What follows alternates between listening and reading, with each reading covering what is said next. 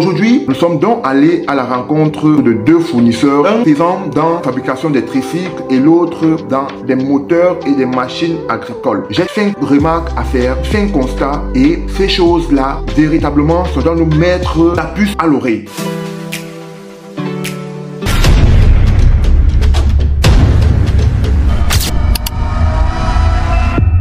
Bienvenue sur notre chaîne Parlons Business et Leadership. Ici, nous parlons de business, nous parlons de leadership et de tout ce qui tend à l'entrepreneuriat, au mindset et au développement personnel. Nous restons convaincus que le développement de l'Afrique passera par la prise en compte de ces différentes thématiques. Si vous êtes intéressé par ces sujets, n'hésitez surtout pas de vous abonner et d'activer la cloche de notification pour ne manquer aucune de nos vidéos. Let's go! Hello les gars, aujourd'hui je voudrais vous partager mon expérience en Chine, mais plus particulièrement celle que je suis en train de vivre au niveau de la ville de Chongqing. Après Guangzhou, Foshan, nous sommes arrivés à Chongqing parce que Chongqing c'est une ville qui est particulière en Chine. Chongqing c'est cette ville-là qui a plus de 32 millions d'habitants, mais qui est véritablement intéressante parce que on a l'impression que les personnes ont fait l'impossible. Les Chinois ont fait de l'impossible pour que cette ville existe. Chongqing, de par son relief vraiment montagneux, ils ont réussi à amener la population à rester ici là. Et ça, c'était par quoi? En créant des entreprises et en créant des infrastructures pour permettre aux populations de vivre ici. Le gouvernement chinois a mis tout ce qu'il fallait en œuvre pour voir la ville de Chongqing se transformer. Tenez-vous tranquille, cette ville, elle s'est transformée en pas de vitesse. Aujourd'hui, nous sommes donc allés à la rencontre de deux fournisseurs faisant dans la fabrication des tricycles et l'autre dans des moteurs et des machines agricoles. Alors, qu'est-ce que je constate dans ce processus? Déjà que les Chinois sont très accueillants et ils sont business oriented. Les gars, la Chine aujourd'hui est à une autre dimension. Lorsque vous regardez Chongqing et vous voyez l'architecture de Chongqing, vous voyez les routes qui sont à Chongqing, vous voyez des systèmes d'adaptation, vous voyez des tunnels qui passent sous une montagne. Vous pouvez faire 30 minutes dans un tunnel avant de sortir. Vous ne connaîtrez jamais à Chongqing quel est le premier niveau d'un étage ou alors quel est le dernier niveau. Parce que, évidemment, j'ai vécu une expérience où nous étions quelque part, nous sommes entrés dans un ascenseur et nous sommes sortis au 22e étage.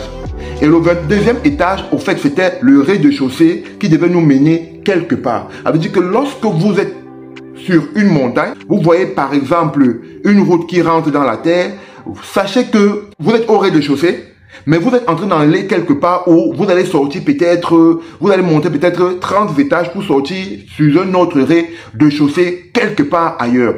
Donc, revenons à la visite des entreprises. Nous avons donc visité deux fournisseurs et les remarques ont été éblouissantes. J'ai fait un constat et ces choses-là, véritablement, ça doit nous mettre la puce à l'oreille. La première chose, c'est que les Chinois ont mis sur pied une chaîne de production. Ou alors, dans leur structure, ils mettent sur pied une chaîne de production efficace. Les Chinois aujourd'hui ont compris que pour avancer, ils doivent travailler avec la technologie. Toutes les machines sont mises ou encore fabriquées pour tout simplement la facilitation du travail. Ça, c'est la première des choses que je constate. Les machines sont autonomes. Les robots font du soudage. Les machines plient le fer et donnent les formes qu'ils doivent aller. Mais tout ça, c'est préfet. Tout ça, c'est programmé, je vais dire. C'est programmé par l'intelligence chinoise.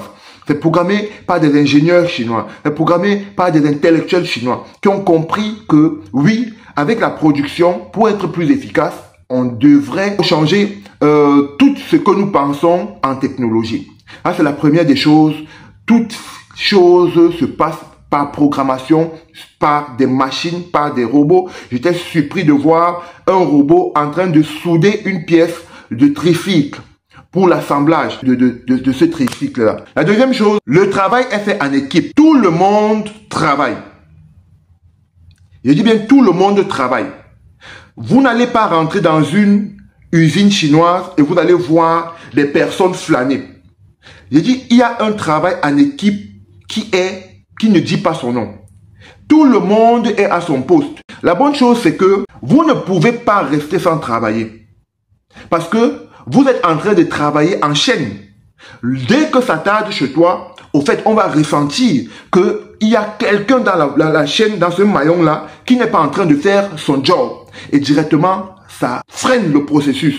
Et comme personne ne veut qu'on dise que c'est lui qui freine le travail, tous sont en train de travailler et ce travail-là, ils le font debout la plupart du temps. Le troisième point, c'est que les machines ont une précision, la précision des machines. Les machines sont conçues pour être concrètes et concises dans ce qu'elles sont en train de faire. Ça, je suis resté abasourdi parce que j'ai vu ce que la machine peut faire, ce que la machine est en train de faire et je me suis dit, waouh, on ne prétend même pas chez nous en Afrique pouvoir rentrer dans un process d'industrialisation. Parce que la vitesse à laquelle les Chinois produisent, c'est tout simplement parce qu'ils associent leur production manuelle à la production des machines. C'est-à-dire qu'ils mettent les machines en contribution pour véritablement être productifs et compétitifs. La quatrième chose, c'est le processus d'assemblage. Le processus d'assemblage est nickel. Et chacun à son niveau connaît les pièces qu'il doit mettre sur, je vais prendre l'exemple d'un tricycle. Il a ses pièces à côté. Ce qui fait que chez nous, il y a une seule personne qui sera en train de vouloir assembler tout un moteur. Non, chez les Chinois, c'est pas ça. Le processus d'assemblage, il est véritablement efficace. Chacun a son nombre de pièces et ce qu'il doit mettre pour faciliter le processus d'assemblage. Donc, les femmes sont dans cette chaîne d'assemblage, les hommes sont dans cette chaîne d'assemblage, confondus. Il n'y a pas de « je suis femme » ou « je suis homme ». Tous sont là, ça fait en sorte que le travail avance rapidement. Le processus d'assemblage est tellement efficace que les gars peuvent vous monter un tricycle en 10 minutes, 2 tricycles en 20 minutes et imaginez-vous si le processus d'assemblage est aussi efficace et que la chaîne de travail va aussi très rapidement, ce qu'il peut faire au moins 100 unités par jour et ils se remplacent. Ils ont un système de travail jour et nuit, jour et nuit. Ceux qui sont là le matin vont finir à 14 h, ceux qui vont prendre. Donc, il n'y a pas de répit en Chine. Le cinquième point, c'est la présence effective des femmes dans le processus de fabrication ou dans le processus de production. J'étais étonné de voir des femmes de plus de 50 ans debout, travaillant devant des engins au fait, qui ont toutes les caractéristiques chez nous, où les hommes, ce sont des hommes qui doivent être présents. Mais j'étais étonné, j'étais ébahi, j'étais surpris. Et elles n'ont pas de jeûne. Et elles le font bien. Et sans stress, sans faire d'effort. Vous sentez qu'au fait, elle est épanouie dans ce qu'elle est en train de faire.